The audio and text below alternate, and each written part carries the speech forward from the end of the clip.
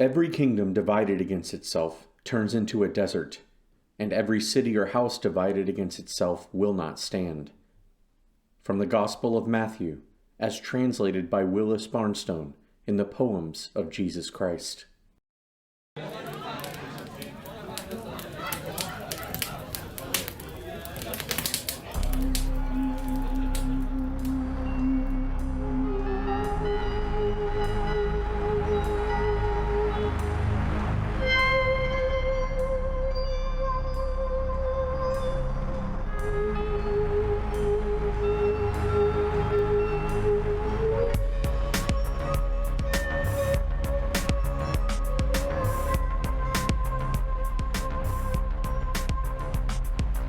Fire Pit Creative Group presents Aftermath, Episode 36, Blue.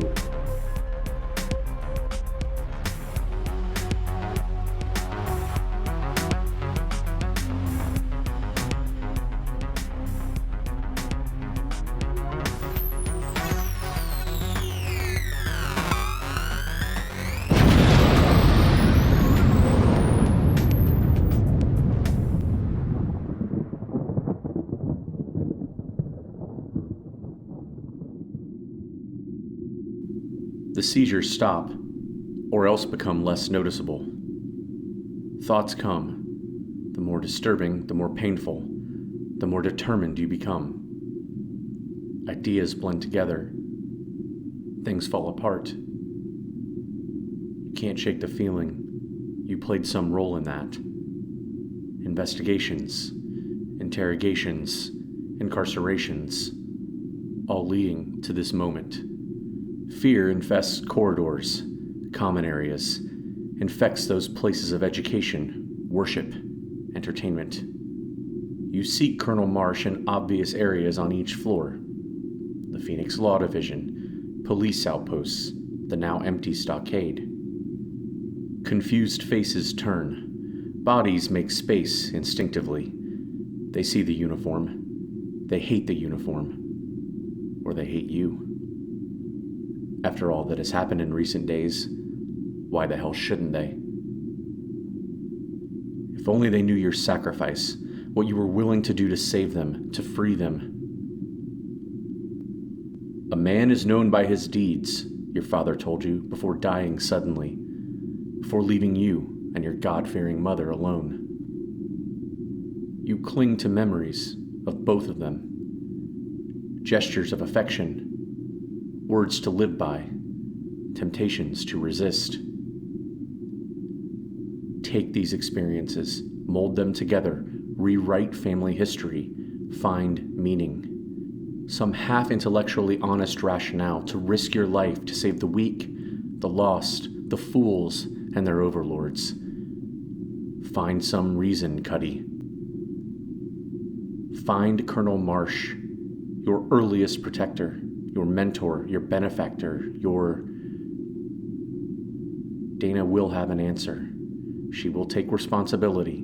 She will make sense out of all of this, give you an order, take command of Lieutenant Baker and Corporal Reed, discipline them, exonerate you, make things normal. As you hotwire the electronic lock on Colonel Marsh's quarters, you think to yourself, what in the hell is normal about any of this? After all, you are a man of two worlds, a leader, a uniformed security officer trapped underground. You do the bidding of a faceless council, a soulless computer. Then, poured into a coffin-shaped machine, your consciousness is stripped from your body by technology you don't pretend to understand. Everything that makes you who you are is transported into a false-fleshed, lifeless robot. Sparks fly from exposed wires. Gloved hands pry back the compartment door. What would be easy for the robot body strains your human muscles. But you are inside. You could count on one hand how many times you've been here. Usually you meet the colonel at the division or the barracks, your living space. What you recall is Dana's meticulousness, symmetry, order, right angles, everything in its place, nothing sentimental or honorific displayed. But what you find is a tiny world out of balance. The unmade bed, a metal chair turned over at a desk covered with printed paper, scraps, and notes indicating a mind out of order. Something sinks in you. Not fear, not confusion. Deep disappointment finding yourself here. An invasion of privacy, a violation, and then anger. Why has it come to this? Marsh was always there when you needed her, when your father died, when your mother followed him into the grave. The Colonel's was a trusted hand on your shoulder, guiding you. They loved you so much, Leonard, she told you. She displayed tears you were too numb to let flow. You will make them proud. She helped you transition from being just another orphan to finding confidence as a teenager, a junior volunteer in the law division. She was everything to you. Everything. She didn't approve of your short-lived, mostly physical relationships with women. Don't take advantage of them, Dana warned, and don't let them take advantage of you. What she didn't know was you were always looking for the one, someone your parents would approve of. Someone strong-willed like Dana Marsh, who would challenge you, make you stronger, feel your emptiness, heal your brokenness. You scan the room, the spare, unmade bed, project-issued blanket drawn back, unwashed sheets. You find something under the foam mattress, a slender piece of plastic, a circular disc on one end, some kind of electronic key. What is it? Why is it hidden here? You place the odd-shaped diskette in a pocket, walk a few steps to the table, search the drawers, personal files, pill containers, amphetamines, barbiturates, appetite suppressants, benzos, anticonvulsants, vitamins, narcotic painkillers. What the hell is all of this, you wonder? What's it for? You find the photo album, flip through it. Pictures of a youthful Dana Marsh, an attractive woman without makeup, on the beach, long, deep brown hair, her impressive athlete's body glowing in the sun. She holds hands with another girl, close up, faces near. A delicate smile you've never seen. Images of Marsh with your father, her hero. His dark brown face, the thick mustache you emulate proudly. Dana's once sun-kissed body turned pale, the seriousness you've grown accustomed to. There, Dana and your father, Mac. Your mother, pictures of you as a boy, well-disciplined, at least to a point. Near the back of the album, a photo hanging loose, a tattered image of 4 men. 2 you recognize instantly, General Benjamin Castro and your father, Charles McGillicuddy, their faces rugged, awkward smiles. The 3rd man bears a resemblance to your friend, Dr. John Bath. The man's black hair is combed to one side. Eyes seem to gaze beyond the person taking the photo, sort of staring into the distance, something beyond them. His prominent nose appears to have been broken, reset, maybe broken again. It must be Diarmid Bath, John's father. Next to him, another man, short, slender, sickly-looking, sunken eyes. His hair is shorn in patches at the temples and just behind his hairline. A bent cigarette hangs from long lips. You turn the photo over and see the description in your father's hand. New York City, General Benjamin Castro, LTC Diarmid Bath, Colonel McGillicuddy, J. Devanue. You knew, of course, that your father was acquainted with these other men, but you've never seen the proof. And what were they doing side by side? Posing with Jacques Devanue, Danielle's father, one of the suspected founders of the Phoenix Project's dissidents. Where did Colonel Marsh get this photo? Your father? And why did she keep it hidden? You sit at the modest desk. Breathe, Cutty. Make sense of the perforated papers, an accordion of printed names, dates, cursory information. At the top of every page, you see ASCII-coded characters, central processor / mainframe request / extraction download / user GRP granted access all areas.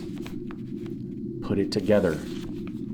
Why did Marsh have the massive pile of information downloaded directly from the central processor? She didn't have that kind of access. Or did she? You gaze at the words again. Extraction download request. User granted access. GRP. What is GRP? A code? Initials? A person? Scan the documents. It's hard to tell where they begin or end. Everything runs together. Are these surveillance reports? Data gleaned from electronic or other resources uploaded into the central processor? Hold the photograph in your hand. Place it on the printout. Use it to read each line, moving it down the page. Skim rows. Watch columns of specific dates, truncated descriptions of events. Words seem to hover. Birth, expiration, termination. Next to each of these words are names. Citizens from the Phoenix Project, some of them living, some long gone. You continue. See the text. Observation, isolation, evacuation. Recognize the names of suspected dissidents, collaborators, some who just got caught in unfortunate scenarios. You observe the names of those forced into foster care, abortions, suicides. Search the dot matrix paper in hexagonal gray type. Find your own name. See every arrest or detention you participated in, the dates of your decorations, promotions, milestones adding up to a distinguished career. Curiosity grips hard, seizes you. Flip through the rectangular pile. Search and find other names. Marsh, Bath, Ganaya. There it is, in computerized shorthand, the whittled-down distillation of lives without context, history, accomplishments, cataloged opinions without meaning. You are an unlikely voyeur, peering into Marsh's personal life, failed relationships with men, secret romances with women. Each time she was called before the Shadow Council to explain some decision, each time they rewarded her for her loyalty. And then, every time Marsh stood up for you, despite what was in her best interests. And then, here, reduced to names, dates, and incomplete sentences, those citizens for whom Lieutenant Colonel Dana Marsh signed warrants for arrest or covert termination. More than one occasion. Now, too many to count. Too many times the word authorized appears next to her name and the name of some dismissed, forgotten citizen. Shake your head, Cutty. No. How can this be? Why would Dana participate in such actions? No explanation is given. Only the nagging excuse under the heading, Council. Those words in quotes. Authorized. Search for John's information. See the description. DBath/CO Bath/JBath. Diarmid, Caitlin, John. Numerous entries early in the text track Diarmid's career. Efforts to establish a supply chain, emergency services, medical and other personnel responsive to citizens, not the council. Efforts challenged by Al-Jamal Ganaya. You see entries, warnings about providing food, supplies, and goods to unauthorized citizens. You see nothing about termination or exile. But there, clearly in capitalized letters, along with your father's name, an entry from the same date and time, that word disappeared. It was the last day you saw your father, the day Dana came to your family residence, knelt beside you, explained that your father, Charles, had had a heart attack in the line of duty. Now, see the entry. Dear Mid-Bath, disappeared. Charles L. McGillicuddy, disappeared. What does it mean? How in the hell did someone disappear from a closed society like the underground Phoenix Project? Where did they go that pinhole cameras and surveillance droids didn't see, couldn't follow? If there was no hatch... Your breathing is shallow. No, you think. There is an explanation. Or are you projecting, making unearned associations? It sounded like something John would say. What would the academic, your fellow explorer, deduce if he saw what you saw? If he knew your father was listed dead the same day his father was supposedly exiled? Did they escape the project together? Seek help on the other side of the rumored hatch? Or were they terminated? Quietly dispatched into the ether without fanfare? And what of your mother, John's mother? Scramble to find her name. The data reveals your Kenyan-born mother suffered a series of health issues before being diagnosed with cancer. What was documented was a swift expiration near the words, "Resources to prolong illness exhausted. COD. Discretionary euthanasia." Feel tension in your muscles, acid filling your esophagus, pain biting in your guts. None of it means anything, you think, just words, stupid words on wasted paper. There was a better answer somewhere.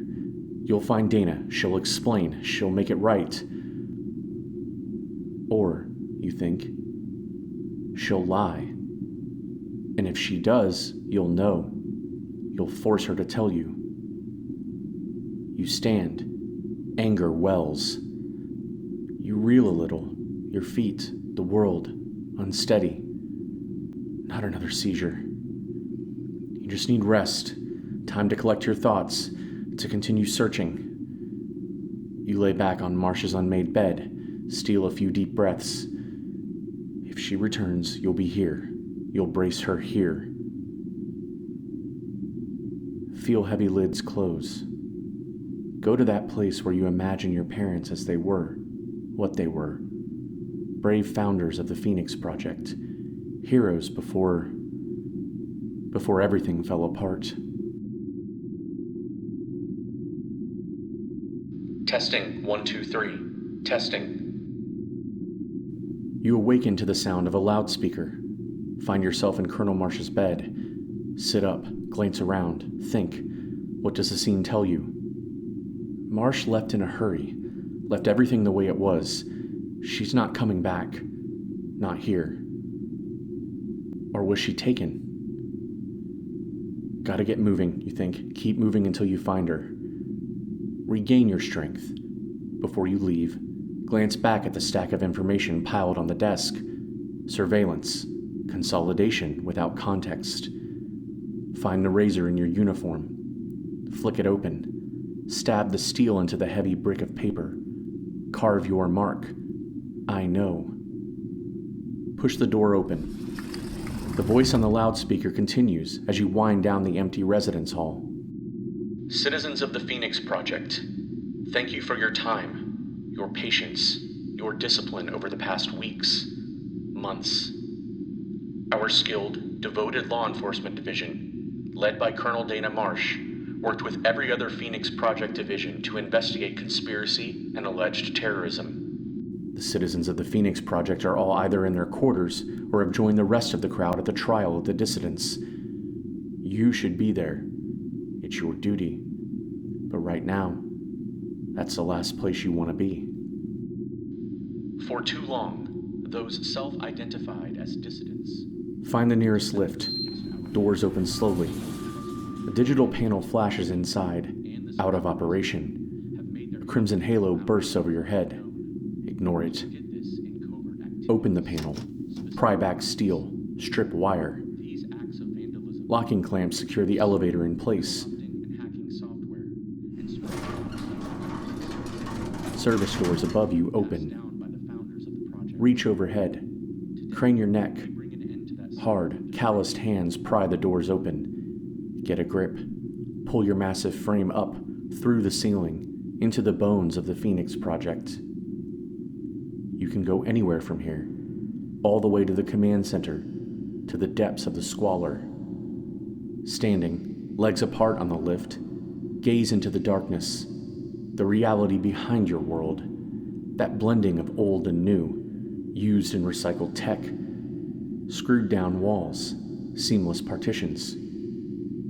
Who, you wonder, who the hell was the architect behind this multiplex of both functionality and chaos? Pursue fat fiber optic cable, grasp wide rungs on ladders, swing from left to right. The lift tube is octagonal. Closed passages lead to narrow ports of entry throughout the project. From here, you notice the lifts you knew went up and down are also designed to move sideways, to change tracks, to turn and slide on their sophisticated tethers. Climbing, you hear General Castro address the citizens. I've heard more than enough, to be frank. I've seen many trials in my life, both just and unjust. I've seen grandstanding, propaganda, spin, and every kind of lie. But I've never been so disgusted with anything as I am this kangaroo court. Castro's phlegmatic, throaty voice echoes, commanding, radiating gravitas. Even here, pulling yourself upward, you feel it, believe it. And you know, as much as Dana Marsh was your childhood protector, your commander, it is Benjamin Castro who has transformed you. He is your leader. He is your guide. Find the upper level, the field of ducks outside, just above the Phoenix Command Center. You pause, listening to the General's voice reverberate. Have none of you any sense of perspective? Have none of you any appreciation for our situation? Here we are, at the end of the world. Smash the screwed-down console, slither into the polygonal crawl space, down the J-shaped tube. Pain in your abdomen comes and goes. You're spit out of the tube, falling 8 feet or more into the circular command center. There you lay, getting your bearings, preparing to fight, defend yourself. Faces turn, 2, 3. None confront or move to seize you. What the hell? A young, pimple-faced girl with brown hair peers across a console. Hey, you can't be in here. A Hispanic man steps forward. Get to your feet. Look them over. You've never seen them before. They're young. Too young to have the responsibility of operating this sensitive area. Scan the workstations, segmented ops stations, screens lit with images from the trial room. General Castro versus the Council. When I was first revived from stasis, I kept my tongue to myself. I was willing to withhold my judgment of the Council's directives until I knew more about the current circumstances. Now that I have seen the insanity of the Council's orders firsthand, seen the way you imprison your elderly, seen the way you stifle any dissent in order to maintain your power, I have seen enough. This project exists for a reason. This project exists to preserve the human race during a time of great crisis, but with the purpose of recolonizing once the crisis has passed. Where is everyone? You walk to the elevated center of the room. Why aren't these stations... They're gone, the girl says, operating their program-specific sections, securing the critical areas of the project. Look at the vacant law enforcement station, the resource distribution consoles. Everybody's gone, you say. But what are you doing here? The Hispanic man stands across from you, hands braced on a square desk. Someone has to monitor the transmission, patch the council into the assembly hall. You shake your head, confused.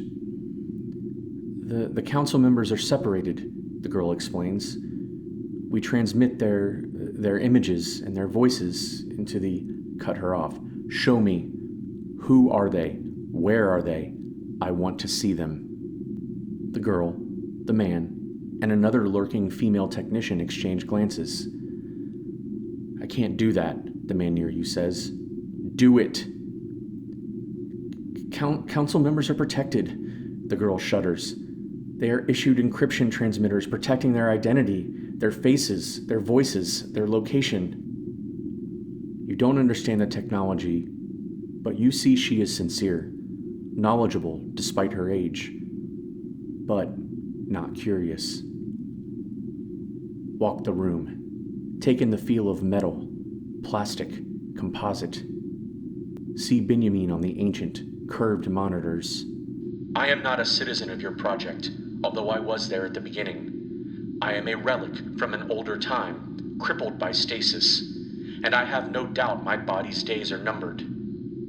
But I will not die a witness to the indefinite imprisonment of humanity in a filthy bunker somewhere beneath a world where other humans need help, when the people of this project could do so much to help if only they had the resolve to do so. Your attention settles on an archaic, unused console. You point. What is that? The little female technician hiding behind her workstation peers out. She is older than the others. Perhaps Indian, Pakistani.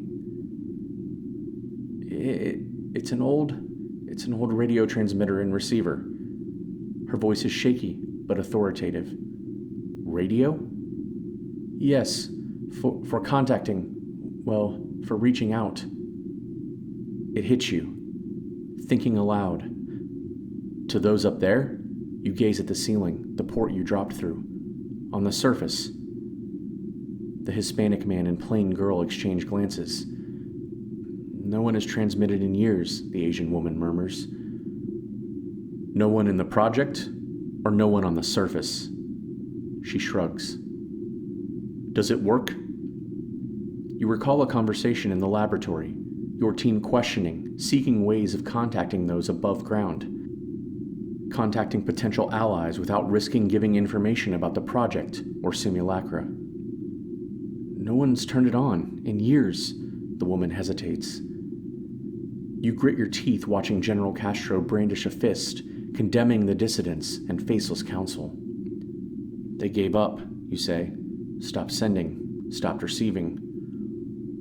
Or were they given orders? The council, the computer.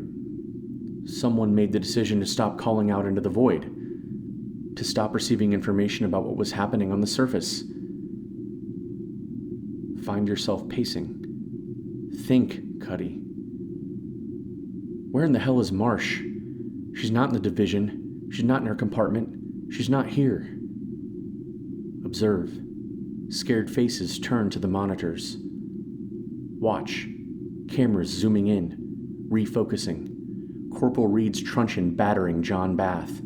A mist of blood. The crowd surrounding them. Law enforcement volunteers. Phoenix citizens. You should be there. Could you stop this? And then it comes to you. A long fuse looking for a spark.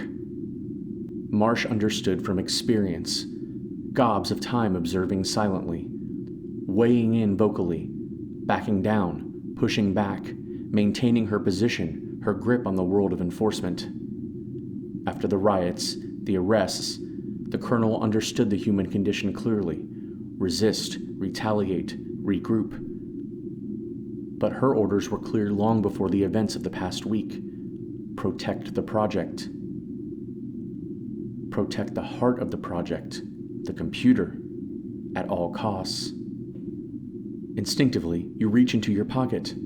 Find the unusually shaped half-disc, the keycard you plucked from Colonel Marsh's mattress. Silently curse Reed, that gratuitous bastard Lieutenant Baker, who loosed uninitiated teenagers on their fellow citizens, turned validated, aged-out volunteers on children. They were convinced they were on the right side of the council, the computer. Damn them for what they made you do. Where is it, you ask? Blank looks all around. The computer, the central processor. They shake their heads, afraid, frozen. More cogs in a machine grinding to a halt. He walked to each console. Do you have a schematic, a global map of the project? How, you wonder?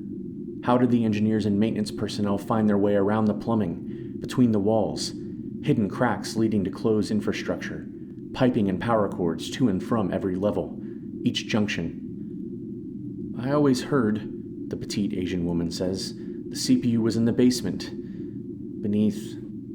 Below the squalor, the other woman adds. The Hispanic man glares at them. You nod. Think it through. The creators of the underground buried the most important part of the project first, secured it where few could access it, a place easily defended where only those with the need could go. Of course, you nod. Please return to your domiciles immediately. The project is on temporary lockdown. Those in the command center watch you stand on a computer desk, leap at the hole in the drop ceiling, ascend into the ductwork. From here, you have access to every level. You can bypass the cameras. Fix your paracord tightly. Descend the length of the Phoenix Project. Become that mythological bird obtaining new life, not by arising from the ashes of its predecessor, but diving nose first into the blurred wasteland, into the squalor. Please, the Council asks that no one resist or attempt to violate our orders. Law enforcement will be forced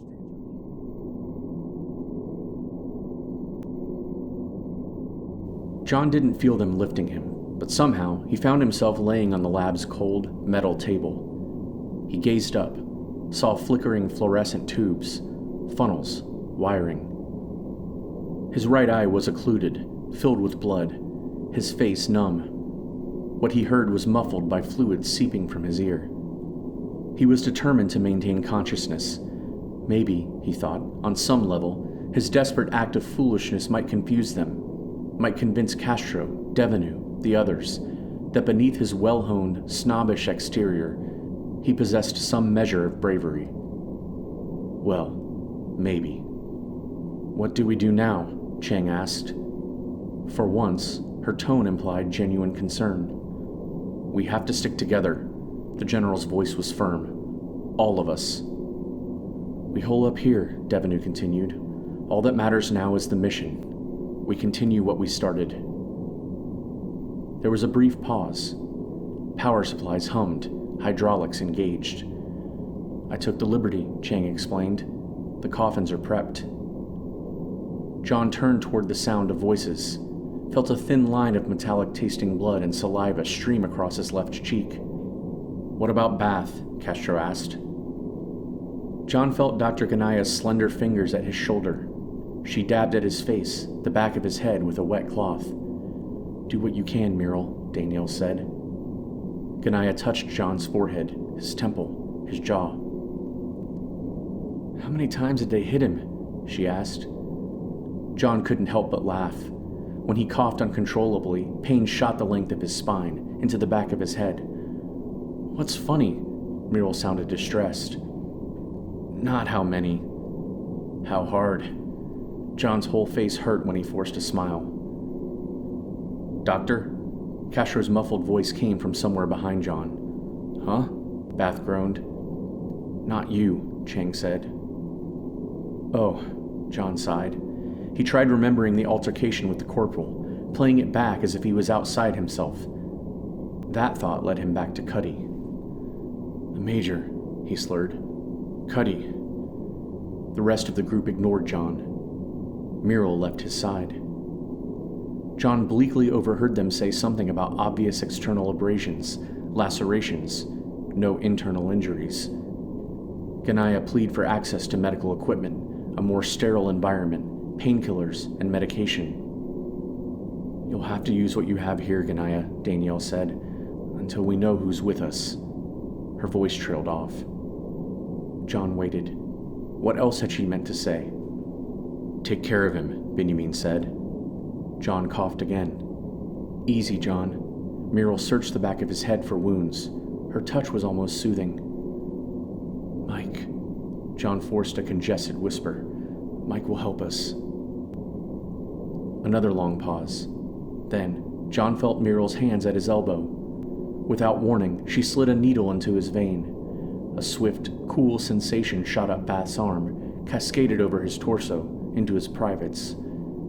All he could see was the color blue. Blue electricity. Blue skies. The dyed blue hair that set Harumi Gale apart from every other woman he had ever... Every other woman. His vision diminished, turned spotty. He heard movement nearby, then behind him. Everything is automated, Chang's voice warbled somewhere. You'll only have to bring us out if... John didn't hear the rest. What he could discern was the distant sound of the transference modules opening. Minutes later, they closed. Power conduits hummed. The laboratory, the whole world seemed to vibrate around Bath, inside him. Don't pass out, he thought. As General Castro, Danielle Devenu, and Donna Chang entered the brown fog of the green stream, John Bath slipped from consciousness. A sardonic grin fixed to his face. For once in his life, he knew no intellectual conundrum, felt no rush of nerves or anxiety.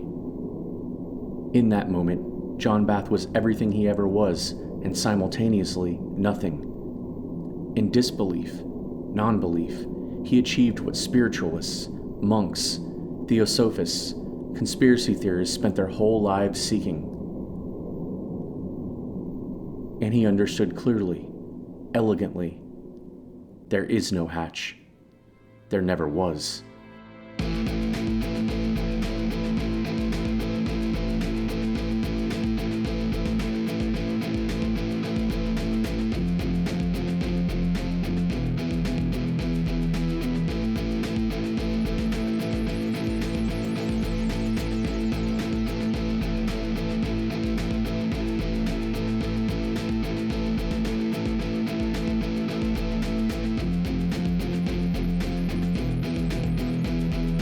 Aftermath, a Fire Pit Creative Group production, based on a story created by Rhett Davis, with characters created by Rhett Davis, Warren Davis, Willem de Greef, and Cole Hoopingarner. Written by Warren Davis, with contributions from Cole Hoopingarner. Narrated and produced by Cole Hoopingarner.